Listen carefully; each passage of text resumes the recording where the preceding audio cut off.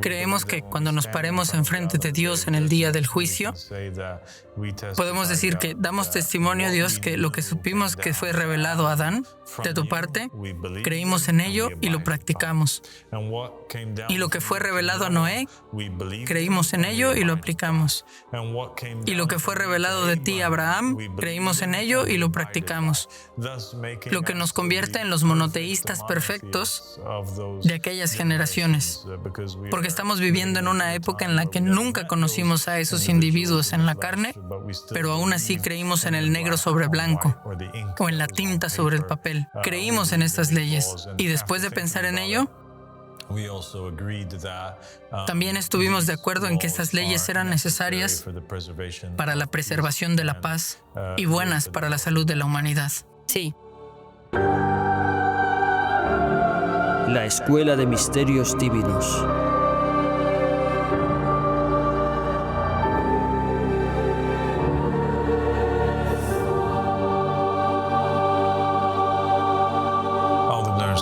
بسم الله الرحمن الرحيم اللهم صل على محمد وآل محمد الأئمة والمهديين وسلم تسليما السلام عليكم ورحمة الله. Assalamu alaikum wa rahmatullahi wa barakatuh, mi querida hermana y compañera Tiffany. Walaikum salam wa rahmatullahi wa barakatuh, dear Father.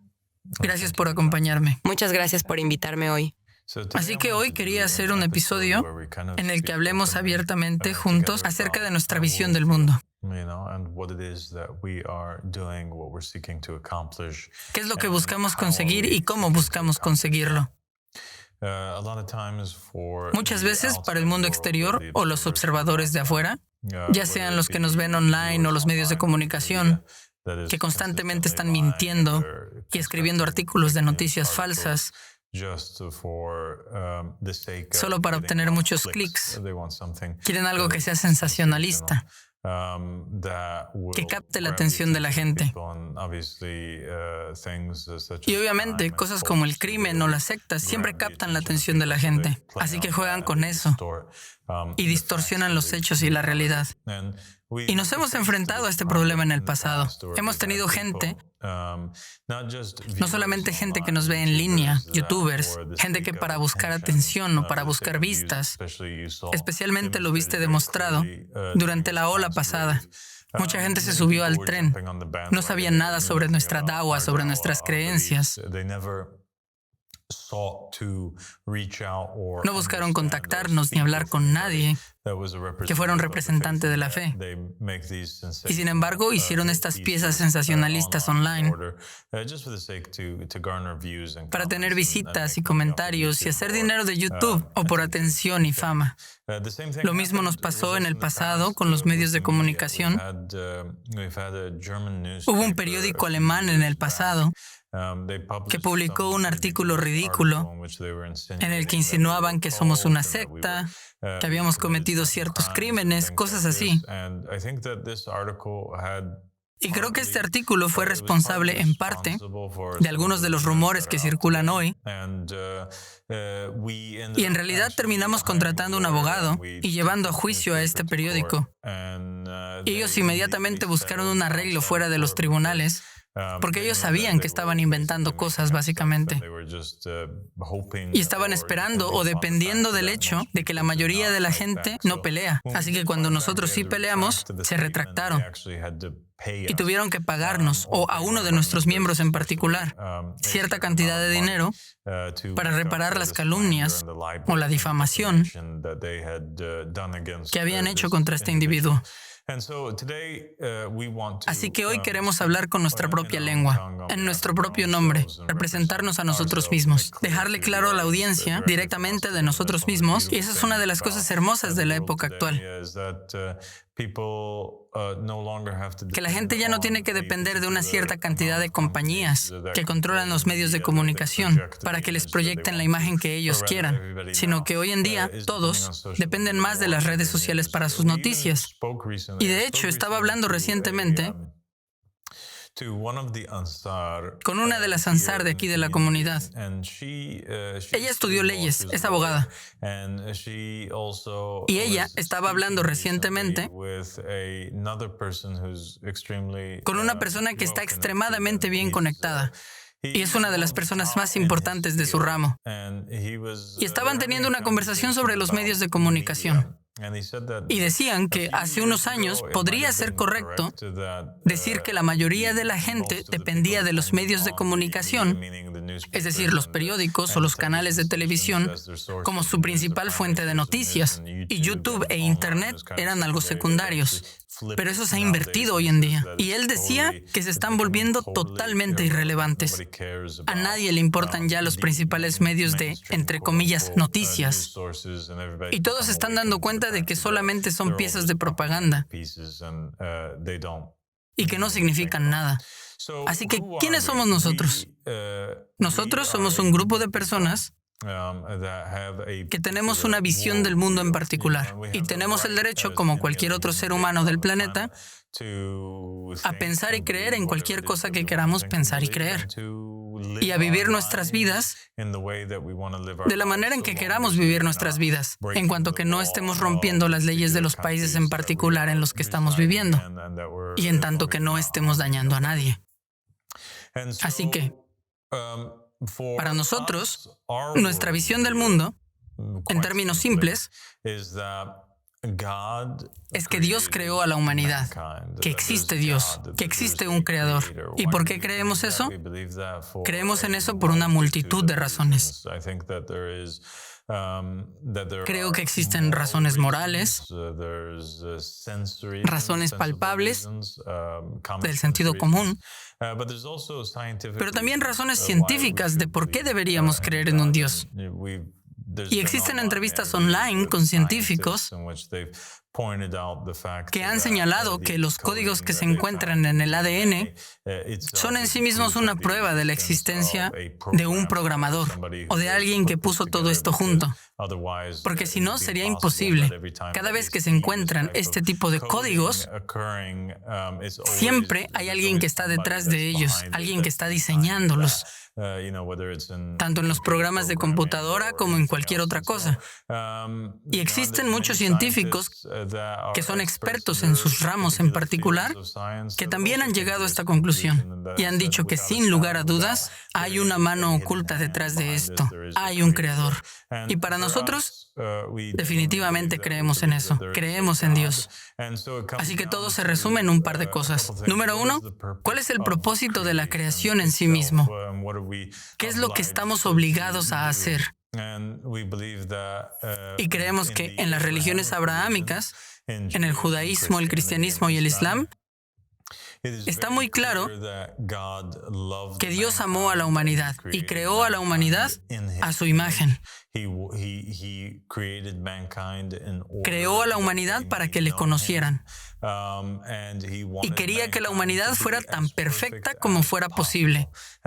Y por eso encontramos que muchas veces la relación entre Dios y los hombres se describe de la misma manera que la relación entre un padre y su hijo. Y tenemos narraciones de los Ahlul Bayt alayhim salam que declaran que Dios ama más a sus criaturas, incluso de lo que una madre lo haría con sus hijos. Y sabemos que una madre prácticamente perdonaría a sus hijos por todo, incluso un homicidio a sangre fría, si ese fuera el caso. Así que esa es la cosa. Si el amor de una madre es casi ilimitado para sus hijos, eso también es cierto, de hecho es más cierto para Dios con sus criaturas o con su creación. Así que Dios quiere que lo emulemos, que seamos como Él. No porque Él sea un egomaníaco que nos está exigiendo que lo adoremos, sino porque también quiere que seamos perfectos en nuestra naturaleza y que manifestemos estas características, estas propiedades divinas y los atributos que Él tiene, para que de esa manera la paz y la prosperidad y todo lo que es bueno y pacífico pueda abarcar la tierra. Sí, tiene sentido. Y ciertamente no estamos solos en esta visión. Mucha gente cree que hay un creador, que hay un Dios, y sí, es una creencia que muchas personas tienen, o una conclusión a la que muchos han llegado después de buscar y cuestionarse si Dios existe. Y han concluido que, de hecho, sí existe. Exactamente. Y creo que incluso la gente que no cree que Dios exista aún así estaría de acuerdo con nosotros. Los ateos, por ejemplo, o los agnósticos que no están seguros, aún así estarían de acuerdo con nosotros en que es una buena idea que la humanidad trabaje para manifestar todo lo que es bueno y para arreglar y cuidar el planeta. Y eso es lo que creemos que era importante de las tradiciones abrahámicas y el mandato inicial o la tarea que Dios le dio a Adán. Dios le dio a Adán la tarea de encargarse de la tierra básicamente y cuidar el jardín. ¿Encargarse de qué? De que la tierra fuera un lugar habitable, un lugar en el que se pudiera vivir, un lugar exitoso, floreciente, que las plantas estuvieran creciendo, que se estuvieran dando las frutas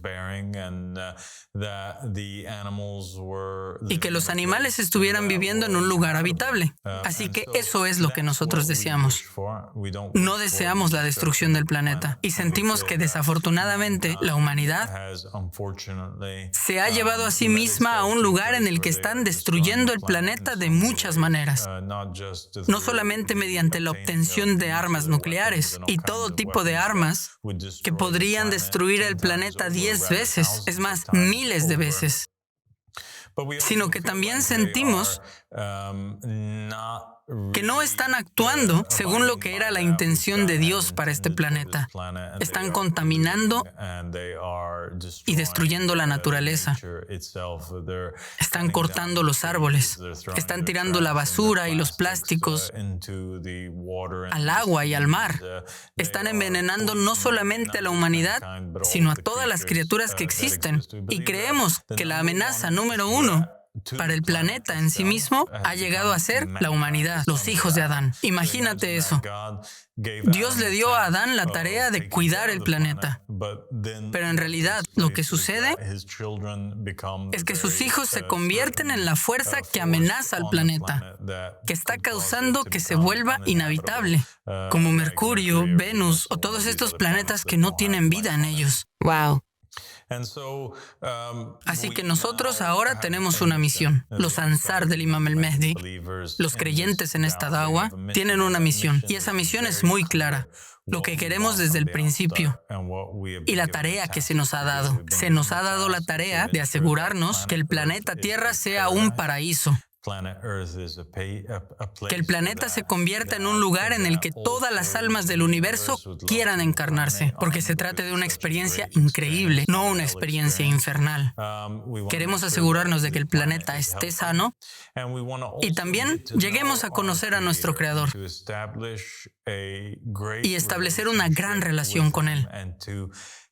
Y abandonar nuestras vidas básicamente alcanzando el lugar más alto que podamos alcanzar, habiendo cumplido los deberes y las obligaciones que teníamos hacia Dios, que realmente son hacia nosotros mismos. Porque Dios no querría nada de nosotros, salvo que seamos los mejores hijos que podamos ser. Es decir, si lo piensas, ¿qué es lo que un padre quiere de sus hijos?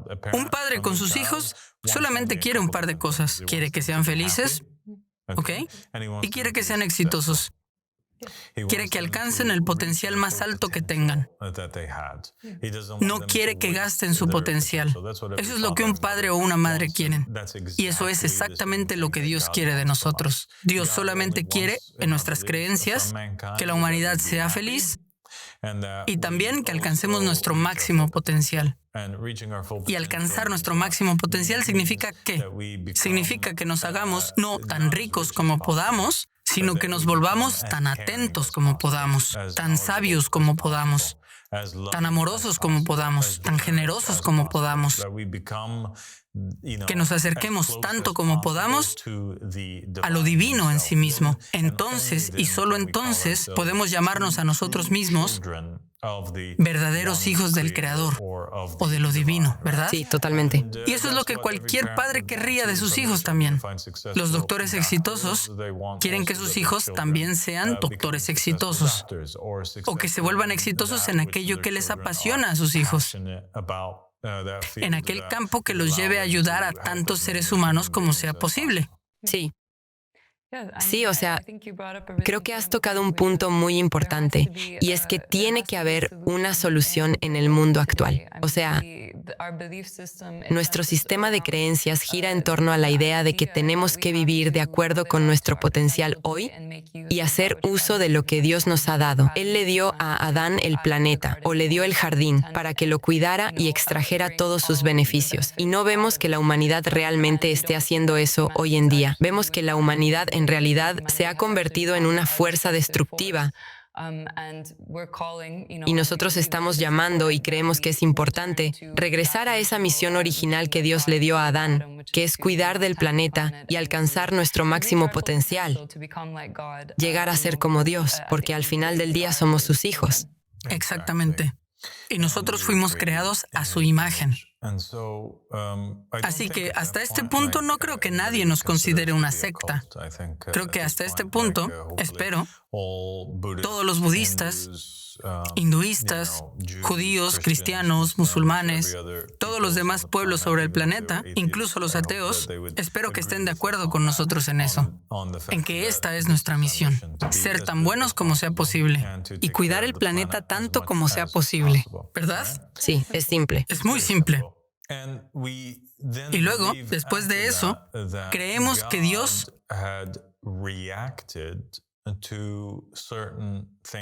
reaccionó a ciertas cosas que tuvieron lugar en el planeta, dando leyes. Entonces, durante el curso de la humanidad, porque son falibles, no son perfectos, el único que no tiene defectos, que es infalible, 100% infalible, sería Dios mismo, ¿verdad? Aunque todos los profetas son infalibles hasta cierto punto, infalibles en el sentido de que nunca desviarían a sus ovejas, pero ellos mismos, los profetas y mensajeros, incluso ellos cometieron ciertos errores en sus propios caminos con Dios, y eso está claro. Y es algo de lo que escribimos en la Meta del Sabio, es algo que está claro que sucedió. Por ejemplo, en el camino de Jonás con Dios, de David con Dios, Salomón con Dios, todos los profetas y los mensajeros con Dios cometieron ciertos errores en particular, pero no errores que desviarían a los demás. Así que, según esa definición, toda la humanidad es pecadora, al menos hasta cierto punto, cometen errores hasta cierto punto, o son falibles hasta cierto punto. Dios es el único que es absolutamente perfecto. Así que, cuando la humanidad cometía errores, Dios revelaba leyes e instrucciones para remediar esos errores y para proteger a las generaciones futuras de cometer los mismos errores y para proteger el orden establecido.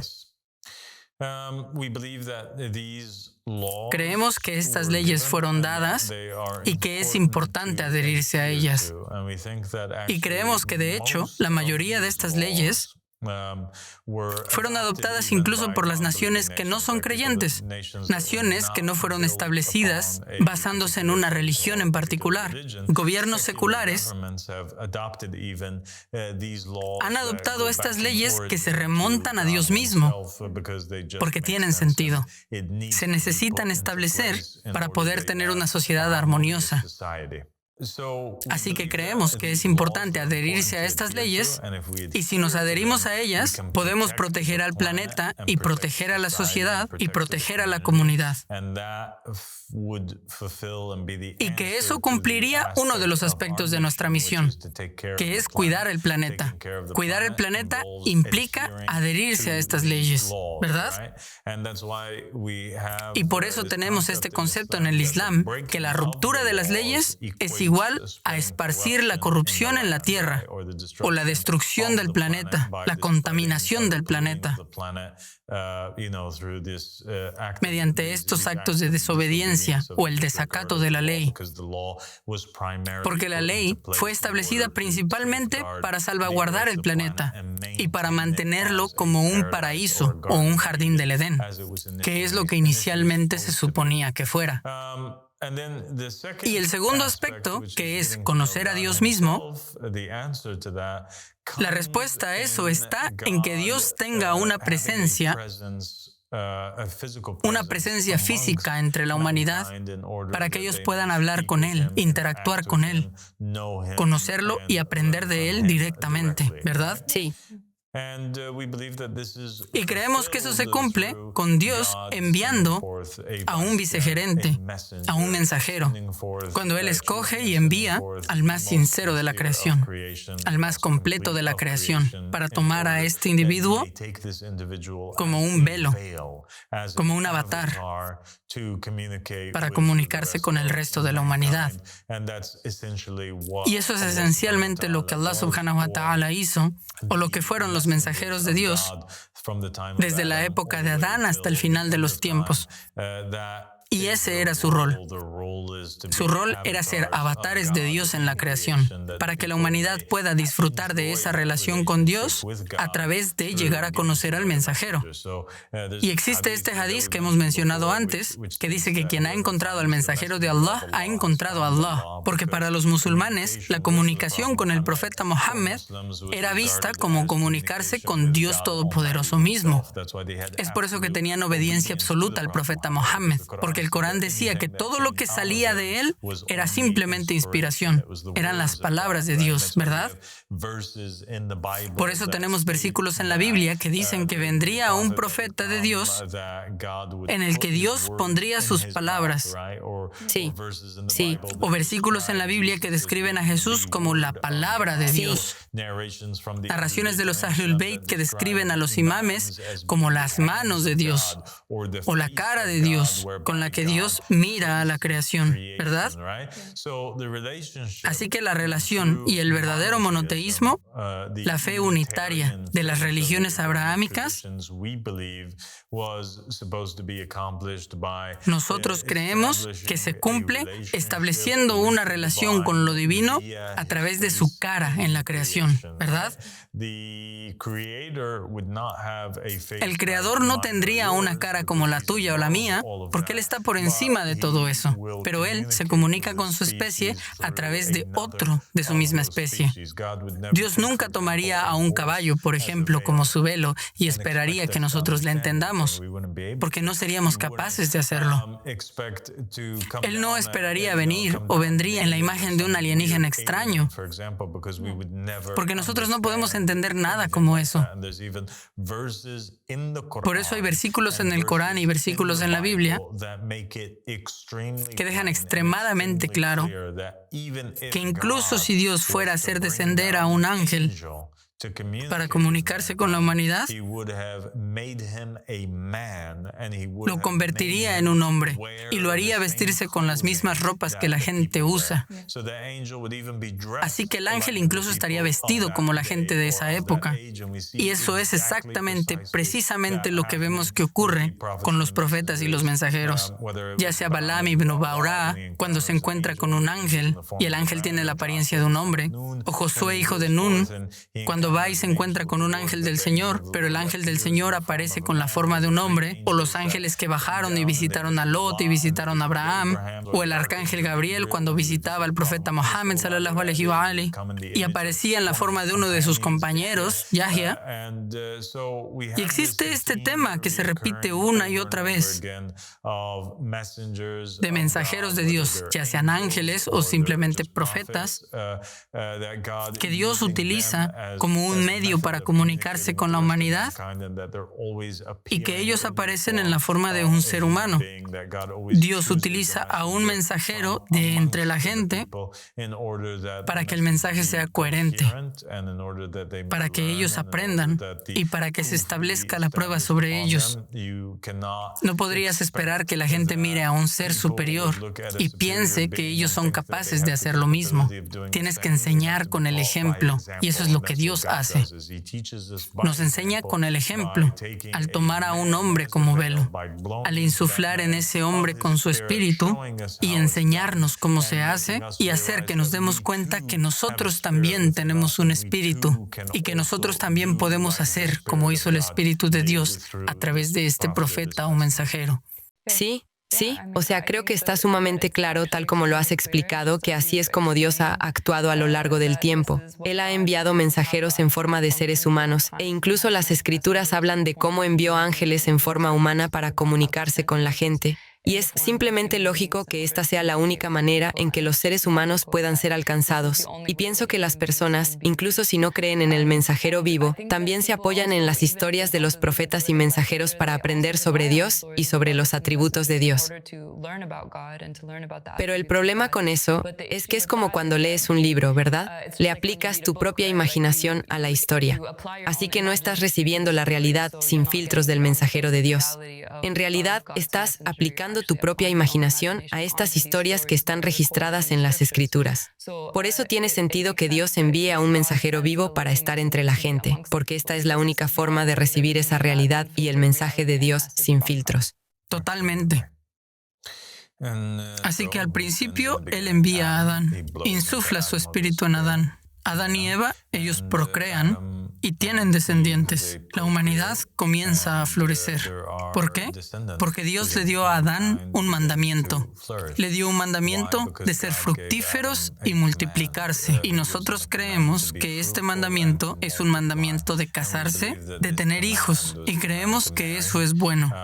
Creemos que esa es una necesidad. Creemos que todas las religiones abrahámicas creen que eso es bueno y que es una necesidad. Y no solo las religiones abrahámicas, sino toda la humanidad realmente. Creen que el matrimonio es algo que tiene que celebrarse. Y es por eso que, sin importar a qué cultura vayas alrededor del planeta, sin importar a qué país viajes, encontrarás que los seres humanos, la gente, celebran esta unión entre el hombre y la mujer y la consideran como algo hermoso. Y también se ponen muy felices, la humanidad, cuando nace un niño. Así que nosotros creemos que este mandamiento inicial de parte de Dios, de ser fructíferos y multiplicarse, es una ley universal, que el propósito detrás de ella es el bien y que causa mucha alegría y amor en la tierra. Y que es una de esas sunas, uno de esos mandamientos que estamos obligados a mantener y a cumplir. Así que mientras hacemos este recorrido, le vamos a demostrar a la gente que está mirando qué es aquello en lo que tenemos una firme fe, qué es aquello en lo que creemos. Así que creemos que fuimos hechos para cuidar del planeta, fuimos hechos para conocer a Dios y para manifestar buenas características celestiales. Y ahora creemos que fuimos hechos para ser fructíferos y multiplicarnos. Y creemos que en realidad ese fue el único mandamiento que Dios le dio a Adán y Eva. Creemos que no había ningún otro mandamiento en aquella época. No hay ningún otro mandamiento de hacer nada ni de abstenerse de nada. Y creemos que para que otros puedan argumentar lo contrario, los seguidores de ciertas fees abrahámicas asumen ingenuamente que las leyes que vinieron con el profeta Muhammad sallallahu alaihi wa alihi, que todas ellas eran vinculantes y aplicaban para todos los profetas desde la época de Adán hasta ahora. Por ejemplo, que Muhammad dijo que el vino no era permisible y que ese fue el caso desde el principio. Pero eso es absolutamente falso. Y tendrían que demostrar eso con datos duros, pero simplemente no existen datos duros sobre eso. Las evidencias apuntan hacia totalmente lo contrario. Creemos que en el Corán, por ejemplo, se hace una alabanza de estos libros iniciales, de estos libros que vinieron no solamente a Moisés y Jesús, sino libros que fueron revelados a los diferentes profetas y mensajeros, incluyendo Noé, Enoc, Adán y Abraham. Y creemos que debemos volver hacia todos los libros de las tradiciones religiosas para poder entender la narrativa completa. Encontramos que ocurre algo muy increíble. Tenemos que el Antiguo Testamento se escribe y lo registra todo desde Adán hasta la época del último profeta, que fue Malaquías, según los judíos. Y luego tenemos el Nuevo Testamento. Ahora, el Nuevo Testamento que viene, o el libro que viene, que es llamado el Injil, fue revelado y básicamente Los cristianos lo pusieron junto al Antiguo Testamento. Los combinaron ambos en un solo libro. ¿Por qué hicieron eso? Lo hicieron porque los cristianos entendieron que es necesario que vayas y te refieras al Antiguo Testamento para poder entender muchas de las enseñanzas del Nuevo Testamento, para que el Nuevo Testamento realmente tenga sentido. Tenías que entender que el Antiguo Testamento, que el Nuevo Testamento era como el capítulo 2. Era una secuela del Antiguo Testamento. Así que los pusieron los dos juntos. Ahora, en la religión del Islam, a pesar de que el Corán no se imprime y se distribuye junto con el Nuevo Testamento y el Antiguo Testamento antes, no los ponen así, pero de la misma manera que el Nuevo Testamento o los Evangelios hace referencia a eventos del Antiguo Testamento y del Nuevo Testamento. Y asume que el lector también tiene estas escrituras disponibles o estas historias o estas narrativas para que ellos puedan referirse a ellas y para no tener que renarrar todo en su totalidad, ¿verdad? El Corán no fue revelado contando todas las mismas historias de los profetas y los mensajeros nuevamente. Solamente resaltó cosas en particular, corrigió entendimientos particulares, pero era visto algo así como una secuela del Nuevo Testamento, que era ya una secuela del Antiguo Testamento. Así que nosotros creemos en eso. Creemos que es importante volver hacia ellos. Y cuando volvemos hacia el primer pacto con Adán, encontramos que esa es la única ley que él dio. Él dio una ley de que la gente debía ser fructífera y multiplicarse. Y creemos que hay errores grandes que ocurrieron, corrupciones que ocurrieron. Una de las más grandes fue este acto de asesinato en el que Caín mató a Abel. Y eso amenazó a la humanidad. Eso era algo malo. Tuvo muchas consecuencias negativas. Rompió el corazón de la madre, rompió el corazón del padre, Adán y Eva. Causó que la humanidad fuera amenazada con la extinción. Porque si esa se convertía en la manera de solucionar las discusiones, si eso se convertía en algo aceptable, bueno, entonces la humanidad eventualmente se habría eliminado a sí misma. Así que Dios eventualmente tuvo que enviar nuevas leyes en la época de Noé, que fueron leyes adicionales a la ley original que había venido primero. Y esas leyes eran básicamente que la humanidad ahora podía comer carne, pero tenía que ser sacrificada. No se podía comer ningún animal vivo. Y eso parece haber sido como reacción a que algunas de las personas en la época de Adán o entre Adán y Noé comenzaron a comer animales o a consumir animales como consumían las diferentes frutas y los diferentes vegetales, porque Dios le dio a Adán inicialmente y a sus hijos todas las frutas y los vegetales verdes. Así que parece ser que la gente comenzó también a tener hambre y sed de otras criaturas vivas. Así que comenzaron a capturarlas y a comerlas mientras que estaban vivas. Y esto es realmente lo que ocurrió. Lo que ocurrió era que miraban y veían a otros animales comiéndose a otros animales. Y luego comenzaron a imitar y a tratar de hacer las mismas cosas que veían que ellos hacían. Así que ellos también comenzaron a consumir a otros animales, tal como veían que hacían los animales. Pero los animales lo hacían sin sacrificarlos. Y esto ponía en gran riesgo a la humanidad. Porque si comían carne cruda, o si bebían la sangre, o si no la cocinaban, entonces esta básicamente terminaría infectándolos posiblemente, o causando que sufrieran de diferentes tipos de enfermedades. Así que Dios dijo, ok, pueden comer carne ahora, pero la manera en la que pueden comer carne es A, B, C. Tienen que sacrificarla. No pueden tomar su sangre. No pueden arrancar una extremidad del cuerpo de una criatura viviente. Así que estas leyes fueron reveladas como reacciones a eventos o cosas que estaban sucediendo, que la humanidad estaba haciendo. Y la otra ley fue que no puedes asesinar a nadie. Esto no es aceptable. No puedes asesinar. Y si vas a estar asesinando, entonces el castigo de eso es que tú tienes que ser asesinado, ojo por ojo, ¿verdad? Vida por vida. Y en el mejor de los casos, si la persona que asesina se ve amenazada con ellos mismos probar o recibir la misma medicina que le están administrando, o tener que beber de la misma copa que ellos están dando o están sirviendo, entonces tal vez se abstendrán de ello.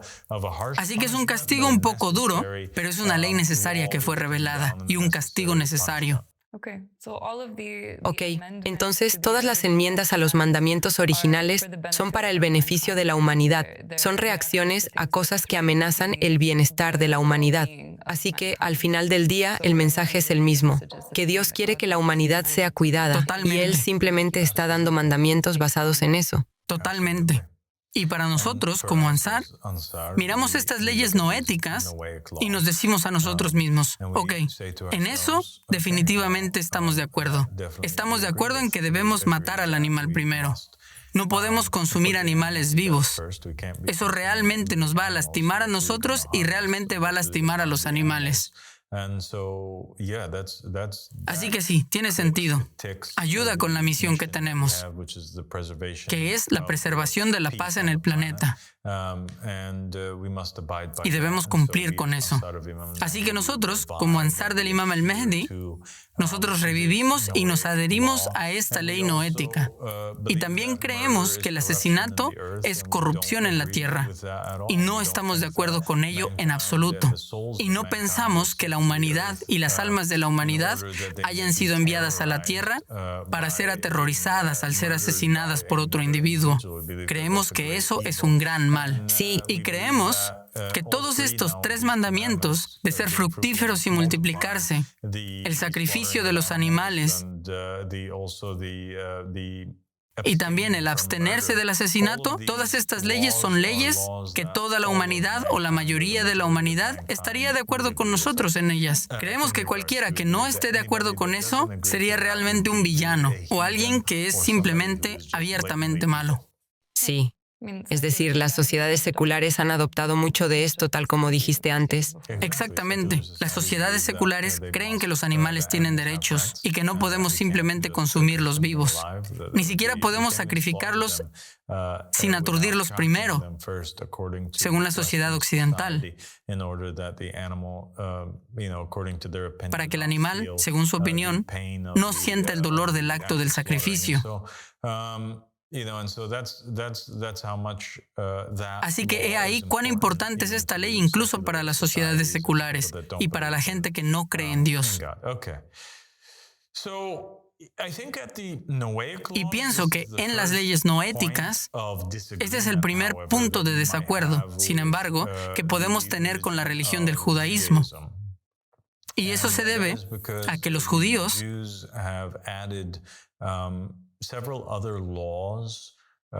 han añadido varias otras leyes a las leyes no éticas y han dicho que fueron 7 leyes las que le fueron dadas a Noé.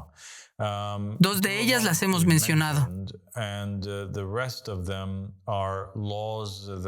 Y el resto de ellas son leyes que ellos han asumido o extraído del Antiguo Testamento basándose en las interpretaciones de los rabinos. Así que no fueron leyes que hayan sido dadas explícitamente, sino que eran leyes que ellos interpretaron como una necesidad, así que las añadieron. Así que, por ejemplo, una de las leyes es establecer tribunales. Ellos creen que Dios le ordenó a Noé establecer tribunales. Ok. Pero eso nunca se menciona en el Antiguo Testamento. Ok. Es una distinción importante, sí. Sí. Pero ellos asumen que eso debe ser necesario para llamar a la gente a rendir cuentas con respecto al acto o la violación de la ley del asesinato. Así que establecer leyes debe ser algo que Dios le habría dicho a Noé. Así que ellos asumen que ese fue el caso y lo añaden ahí. Nosotros estamos en contra de eso. Estamos en contra de añadir leyes basándonos en suposiciones de eruditos o de personas que son falibles, porque tal vez tengan razón o tal vez no tengan razón. Pero nosotros creemos que debemos simplemente adherirnos a lo que está escrito en el libro que Dios específicamente le dio a Noé, porque nosotros creemos que eso en sí mismo es corrupción, una vez que empezamos a añadir o a extraer de las cosas. Así que ellos creen que hay leyes como no adorar a nadie más que a Dios o no adorar a ningún ídolo.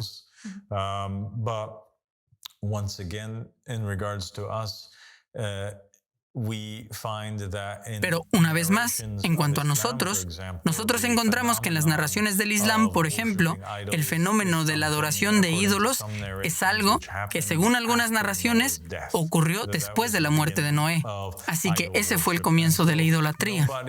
Y nadie puede señalar y ser capaz de demostrar para todos, cuando tienes narraciones en conflicto que están fuera de los libros principales, dónde comenzó exactamente la idolatría.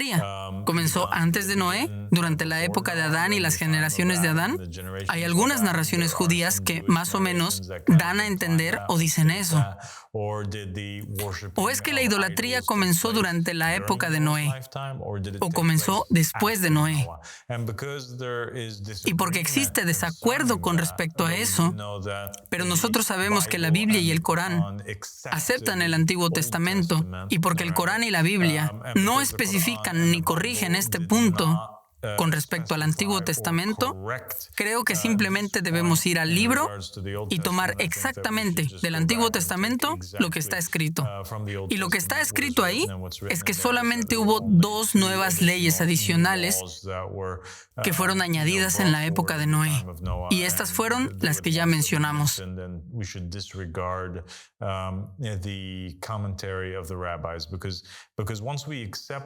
Y debemos de dejar de lado el comentario de los rabinos, porque una vez que aceptamos esa narrativa de que Dios hubiera, si simplemente tenemos que asumir que Dios le habría dicho a Noé que estableciera tribunales, o que Dios le habría dicho a Noé que no permitiera la idolatría, entonces también tenemos que asumir que Dios le hubiera dicho a Noé, según los musulmanes, que no bebiera vino. Sí. Y no podemos aceptar Es aplicar eso. acciones futuras a pactos anteriores. Exactamente.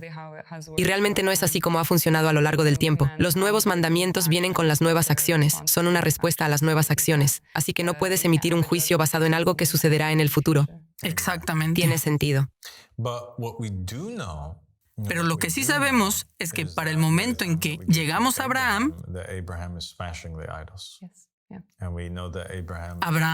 está rompiendo los ídolos. Y sabemos que Abraham le prohíbe a su familia que adoren ídolos. Y también sabemos que Abraham introduce el acto de la circuncisión. Y nosotros creemos que la idolatría es mala, y que es falsa, y que es del diablo, y que esparce la corrupción, y que ocasiona esencialmente que se establezcan sectas y que la gente se desvíe. Y creemos que se puede abusar de la gente y que se ha abusado de la gente a manos de los diferentes sacerdotes que crearon a estos dioses y diosas para obtener ganancias. Y también creemos que la circuncisión fue uno de esos mandamientos. Y vamos a hacer una serie entera, inshallah, donde vamos a entrar en más detalles acerca de las leyes de cada pacto. Pero simplemente queremos demostrar en este episodio en qué creemos y por qué lo creemos. Así que nosotros mantenemos esta idea de que no debemos adorar ídolos, y también mantenemos la idea de que la circuncisión es necesaria. Y a pesar de que algunas leyes como la circuncisión parecen muy extrañas, raras, desagradables, parecen antinaturales, que fueron rechazadas en su mayor parte y fueron menospreciadas, mal vistas por la mayoría de las criaturas vivientes de aquella época. Por otro lado, la ciencia moderna y los sistemas de salud de la mayoría de los países en el mundo han verificado que la circuncisión masculina es en realidad algo beneficioso y que es saludable y que reduce las posibilidades de que el niño crezca y contraiga enfermedades particulares, y que es una práctica limpia, buena y saludable en general. Y es algo que se fomenta. Y es por eso que encontramos que también en países como Estados Unidos hacen esto automáticamente en los hospitales cuando el niño nace. No es algo que ni siquiera tengas que solicitar. Simplemente se hace. Puede solicitar que no se haga.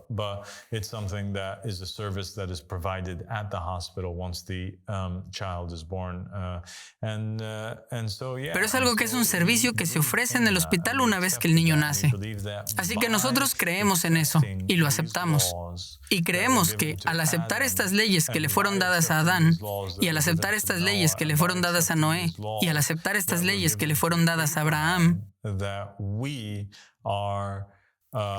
que estamos cumpliendo con nuestro deber con Dios y que nos estamos aferrando perfectamente al mensaje de estos mensajeros. Creemos que cuando nos paremos enfrente de Dios en el día del juicio, podemos decirle que damos testimonio a Dios de que lo que supimos que le fue revelado a Adán de parte de ti, creímos en ello y lo aplicamos. Y lo que fue revelado de tu parte a Noé, creímos en ello y lo aplicamos. Y lo que fue revelado de tu parte a Abraham, creímos en ello y lo practicamos. Y eso nos convierte en los monoteístas perfectos de aquellas generaciones, porque estamos viviendo en una época en la que nunca conocimos a estos individuos en carne, pero aún así creímos en el negro sobre blanco o en la tinta sobre el papel. Creímos en estas leyes. Y después de pensar en ello, también estuvimos de acuerdo en que esas leyes son necesarias para la preservación de la paz y buenas para la salud de la humanidad. Sí.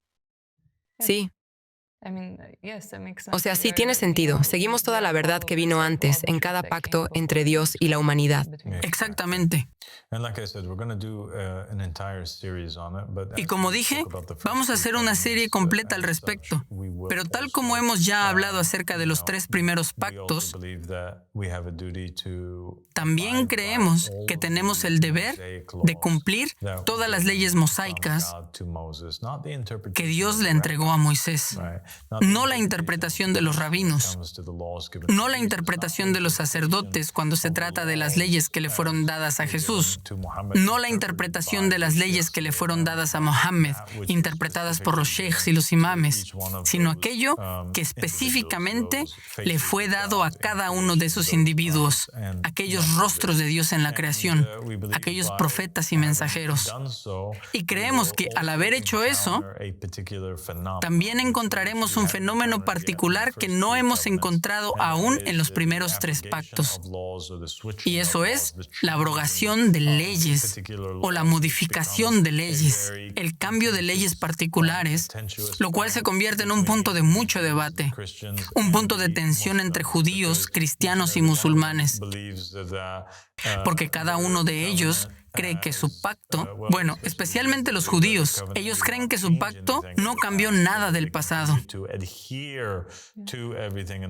que ellos siguen adhiriéndose a todo lo del pasado, pero que su pacto es más completo y más perfecto, y que solamente son ellos los que tienen que cumplirlo. Así que esto es algo sobre los judíos que no sé si ya hemos mencionado anteriormente.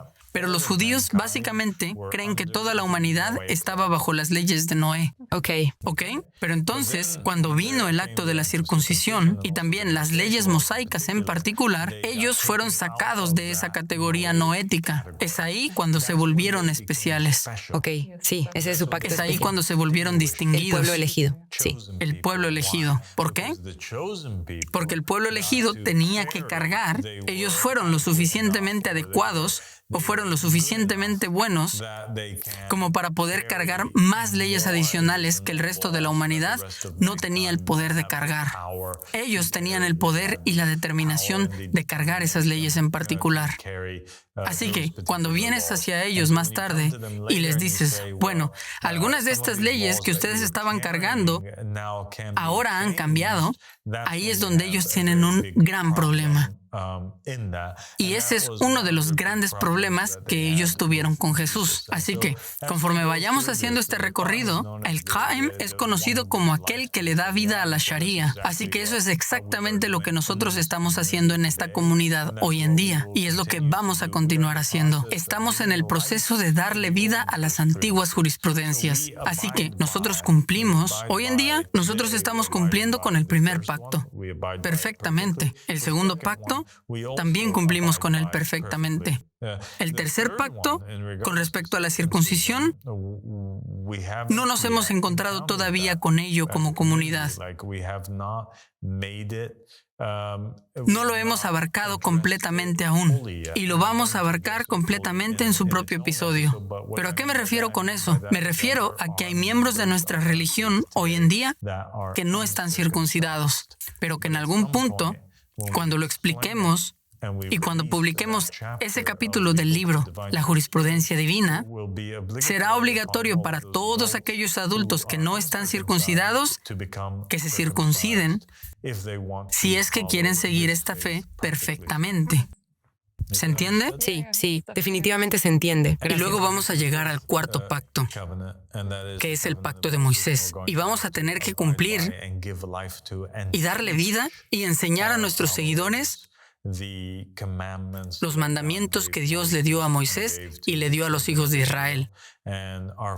Y nuestros seguidores van a necesitar cumplir con esas leyes en particular para cumplir con sus obligaciones bajo este pacto. Así que nosotros estaremos resucitando las leyes mosaicas para la gente que no fue nacida judía y que nunca ha escuchado ni ha cumplido las leyes mosaicas. Las leyes de Moisés, nosotros buscamos activamente ahora hacer que todos nuestros seguidores y en realidad toda la humanidad cumpla con ellos. Y pensamos que eso es algo que era la voluntad de Dios, que Dios quería eso. Ahora, los seguidores de Moisés y los seguidores de Jesús, los cristianos y los judíos, hubo un punto de tensión. Y eso ocurrió cuando Jesús aparentemente cambió algunas de las leyes mosaicas. Y eso es algo que, como hemos dicho, vamos a encontrar. Así que, ¿qué es lo que nosotros creemos que sucedió ahí? ¿Y cómo nos lo explicamos? Creemos que cuando Dios cambia una ley, Él la cambia solo si en ello hay un beneficio para la sociedad o para la humanidad en ese punto. O si la sociedad en la que se están recibiendo estos mandamientos son básicamente incapaces de mantener los mandamientos, que pueden ser levantados para ellos como un acto de misericordia. Pero usualmente, cuando cambian, solo cambian porque en realidad es una mejora. Y no es algo que sea una degeneración. No es que estemos degradando las leyes, sino que en realidad estamos perfeccionando las leyes. Y es por eso que Jesús dijo que Él no había venido para destruir la Torá, ¿verdad? O para abolir la ley de Moisés, sino que vino para completarla, para perfeccionarla. Así que, ¿cómo es que Jesús entonces, al cambiar la ley, está perfeccionando la ley? ¿Cómo podemos armonizar estas dos cosas? Y, de forma muy simple, vamos a tomar el ejemplo de Jesús cuando los rabinos vinieron a él y le hablaron acerca del divorcio. Y él dijo que básicamente el divorcio no estaba permitido, ¿verdad? Y ellos dijeron, ¿de qué estás hablando? El divorcio está permitido. Está en la ley de Moisés que el divorcio está permitido. Y entonces Jesús básicamente dijo que Moisés solamente permitió el divorcio porque sus corazones estaban endurecidos. Sí.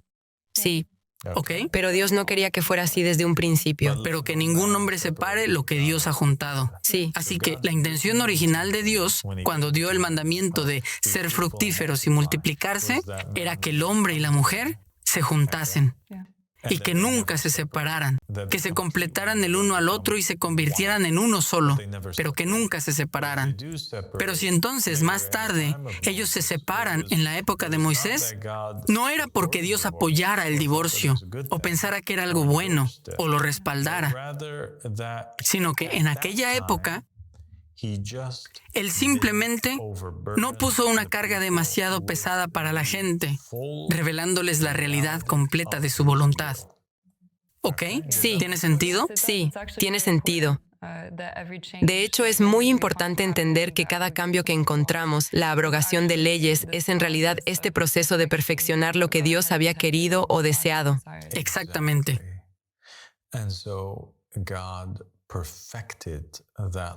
Así que Dios perfeccionó esa ley del matrimonio a través de Jesús. Por lo que Jesús estaba completando la ley mosaica y no destruyendo una ley que fue revelada que permitía, por ejemplo, el divorcio. Sí. Pero entonces ocurre algo difícil cuando tratas de demostrar la legitimidad y la continuidad de la fe o de la religión a través del profeta Mohammed sallallahu alaihi wa alihi. Porque entonces el profeta Mohammed viene y aparentemente abroga las acciones de Jesús. Y Jesús dice, ahora no se pueden divorciar. Ahora Mohammed aparentemente viene y dice, pero ustedes pueden divorciarse. Y él como que apoya la postura mosaica original. Al menos eso es lo que parece en lo aparente. Pero esto también nosotros creemos que es incorrecto y creemos que existe una explicación detrás de ello, que es en realidad una perfección de la perfección que Jesús había hecho. Es una perfección adicional a la institución del matrimonio, que tal vez la gente en la época de Jesús no hubiera entendido o no hubieran sido capaces de soportar. Creemos que Mohammed sallallahu alaihi wa alihi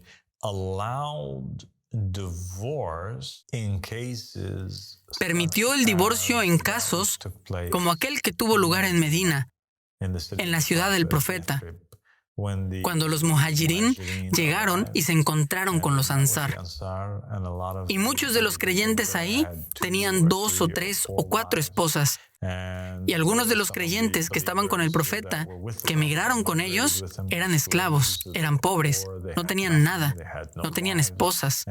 Así que algunos de los creyentes se divorciaban de una de sus doncellas o de una segunda esposa o de una tercera esposa para poder darle esa esposa al creyente.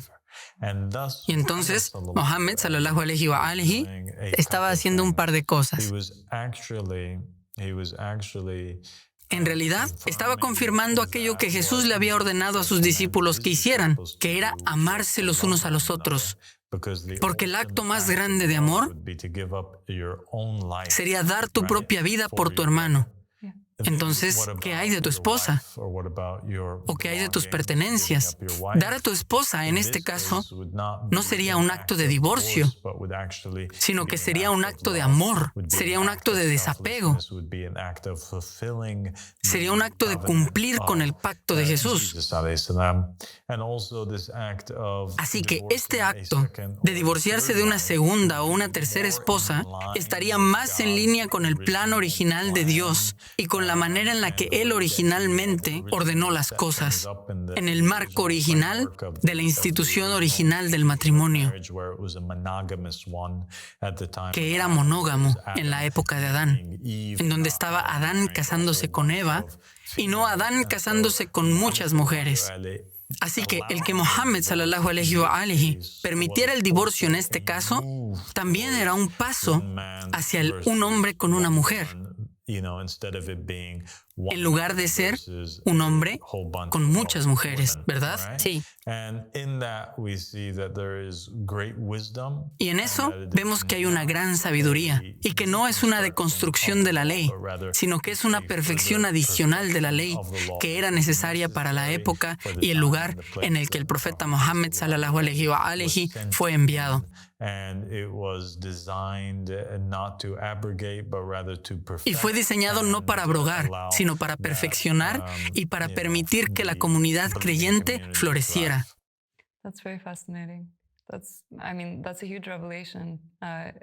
Eso es muy fascinante. Quiero decir, es una gran revelación, en mi opinión, porque nunca parecía que hubiera una línea clara y una conexión entre las diferentes jurisprudencias.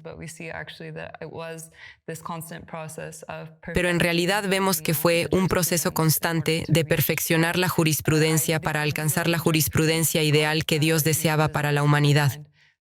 Así que es muy, muy interesante y aprecio conocer esa sabiduría detrás de la jurisprudencia matrimonial en el tiempo de Jesús y en el tiempo del profeta Mohammed. Sí, creo que es importante y realmente Para simplificarlo aún más, es como que si tú fueras y le preguntaras al profeta Muhammad sallallahu alaihi wa alihi, ¿estás diciendo que el divorcio está permitido? Él te diría, no, el divorcio es detestado por Dios. Correcto, sí. Y él realmente dijo eso. Sí, Él dijo que el divorcio sacude el trono de Dios y que es lo más odiado de todo aquello que es halal o de aquello que es permisible. Es lo que Dios odia más. Y sin embargo, Él lo permitió como un acto permisible, pero para circunstancias particulares. ¿Ok? Y esas circunstancias eran las circunstancias en las que la mentalidad del creyente cambia, en las que su conciencia cambia. Y las razones por las cuales buscaba el divorcio no eran las mismas razones por las que el divorcio se había prohibido en la época de Jesús, en las que simplemente una persona se había aburrido de su esposa o ya no quería a su esposa o lo que sea y quería divorciarse de ella acusándola de cualquier cosa, o como ocurre hoy en la sociedad, en donde dicen que sí, cuando te divorcias puedes marcar la casilla que dice diferencias irreconciliables, que significa solo no pudimos hacerlo funcionar. sí, solo no pudimos hacerlo funcionar. Así que el profeta Mohammed hubiera estado en contra de eso. Eso hubiera sido, su postura hubiera sido junto con la de Jesús. No tienes permiso de divorciarte basado en eso. El divorcio sacude el trono de Dios. ¿Quién se atrevería a sacudir el trono de Dios? Pero sería permitido si tú estuvieras sacrificándote a ti mismo o tu vida para que tu hermano pueda tener una vida. Eso tiene sentido, sí. Así que nosotros creemos que todas estas leyes que fueron reveladas en esta época con el Mehdi, las narraciones son claras en que el Mehdi y el Qa'im de la familia de Mohammed traen la más perfecta de todas las jurisprudencias. Ellos traen la realidad final y eterna con respecto a la jurisprudencia de Dios. Ellos la perfeccionan en su totalidad. Y parte del perfeccionamiento de la jurisprudencia, que es algo de lo que vamos a hablar, es esta clave que la humanidad perdió hace mucho tiempo. Entonces, el Qa'im, en esta época, una vez que, y específicamente en la serie que vamos a estar filmando, que va a hablar en detalle acerca de cada jurisprudencia, vamos a hablar de la jurisprudencia del séptimo pacto. ¿Qué es lo que hacemos hoy en día? ¿Cómo vivimos nuestras vidas hoy en día? Pero también vamos a dejar una clave, que en realidad voy a darles ahora, y que ya se la hemos dado a la gente, que es lo que causa que el séptimo pacto sea el pacto eterno. Y es la clave de que el mensajero de Dios está por encima de la jurisprudencia o por encima de la ley, y que le fueron dadas en cada época, como a Simón Pedro le fueron dadas las llaves de los cielos y de la tierra, y cualquier cosa que él atara en la tierra se ataría en el cielo. Este concepto, este entendimiento, este aspecto de la jurisprudencia, para que quede dado y grabado en las mentes de nuestros creyentes, será la clave para prevenir todas las guerras en el futuro. Y la clave para que la humanidad esté en un estado de ser constantemente capaz de ajustar y comprender las leyes de tal manera en que ellos estén unánimemente unidos para la mejora de la humanidad. Así que muchas de las guerras que están ocurriendo hoy en día son porque los judíos creyeron que nunca podías reinterpretar o perfeccionar las leyes mosaicas. Los cristianos creyeron que no hay continuación después de Jesucristo. Los musulmanes, una porción de ellos, creyeron que no hay continuación después del profeta Muhammad sallallahu alaihi wa alihi, y que definitivamente no hay ningún ajuste a las leyes del profeta Muhammad. Pero sin embargo, la gente se encontró a sí misma en posiciones y en situaciones, justo como en la época después de Adán, justo como en la época después de Noé, justo como en la época de Abraham, encontrándose con nuevos inventos, nuevas situaciones, nuevas circunstancias que requerían que la gente tuviera que volver a los libros antiguos y buscara respuestas para poder mantener y preservar la religión a la par de los eventos que están ocurriendo ahora, ¿verdad? Y la invención de la televisión es halal o haram. Y encontramos que la gente, cuando la televisión fue inventada, muchos de ellos dijeron no, es haram, y algunas personas dijeron es halal. Así que lo que estamos diciendo es que ya no hay necesidad de que la gente especule acerca de qué es lo que hacemos, o que tengan que depender de los eruditos que son seres humanos falibles para que sean ellos los que adivinen. Adivinar resulta en opiniones contradictorias, y las opiniones contradictorias resulta al final en conflictos y en que la gente se llamen los unos a los otros incrédulos y en que se lleven a cabo guerras en nombre de la religión.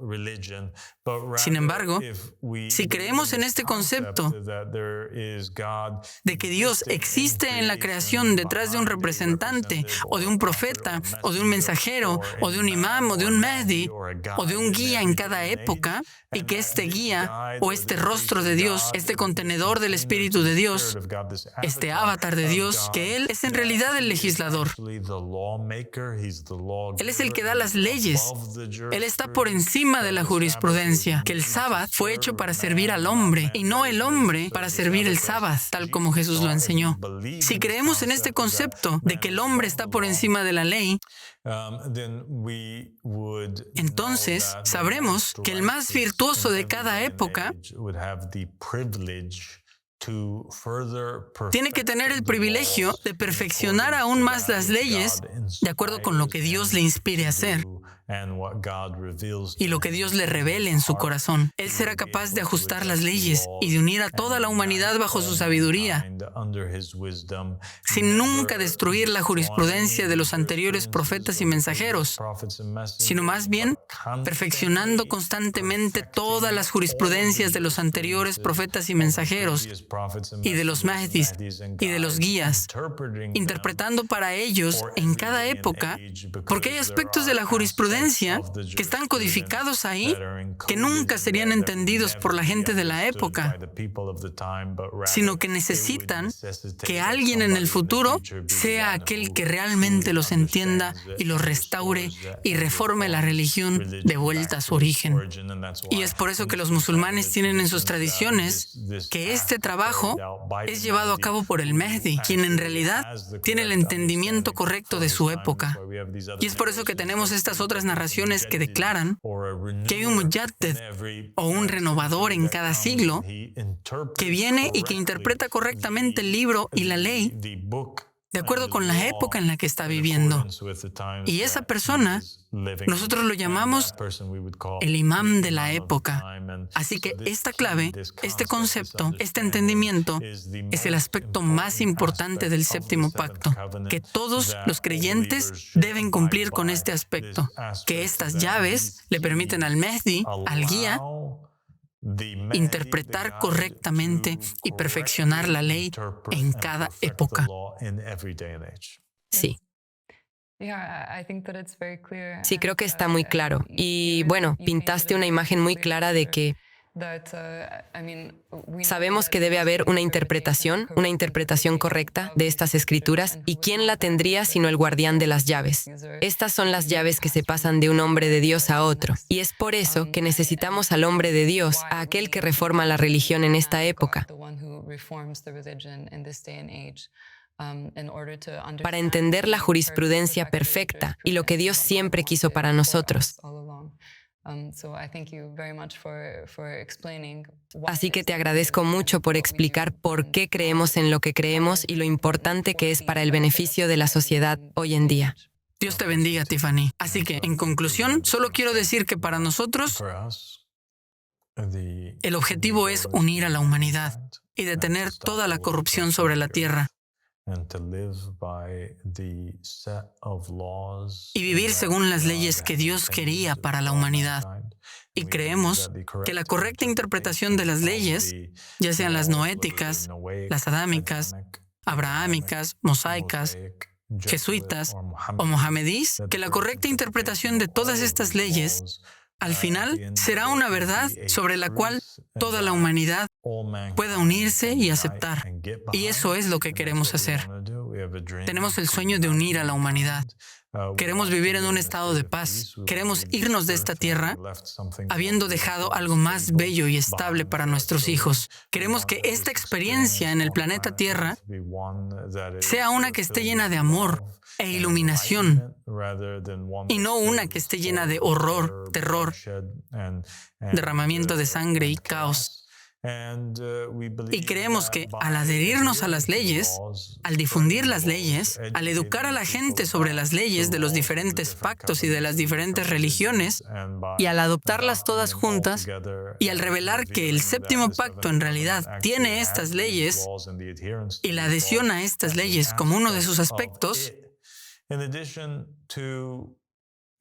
además de llegar a conocer a Allah subhanahu wa ta'ala a través de su mensajero escogido y difundir este concepto y demostrarlo desde esos libros, es así que Dios siempre está presente. Él nunca nos abandonó y Él nunca nos abandonará y Él siempre estará aquí.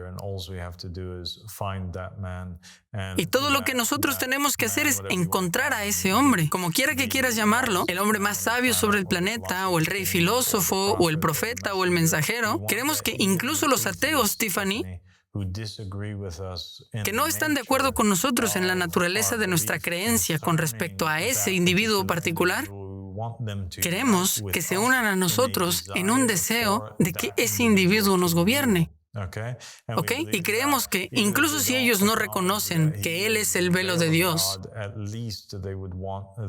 al menos ellos querrían que el más sabio, el más amable, el más inteligente de los líderes que haya sobre el planeta sea aquel que tome las decisiones en nombre de la humanidad y no alguien que simplemente ha sido elegido por las masas, que es ignorante, que es un guerrillero o algo así. Sí, alguien verdaderamente justo. Alguien realmente justo.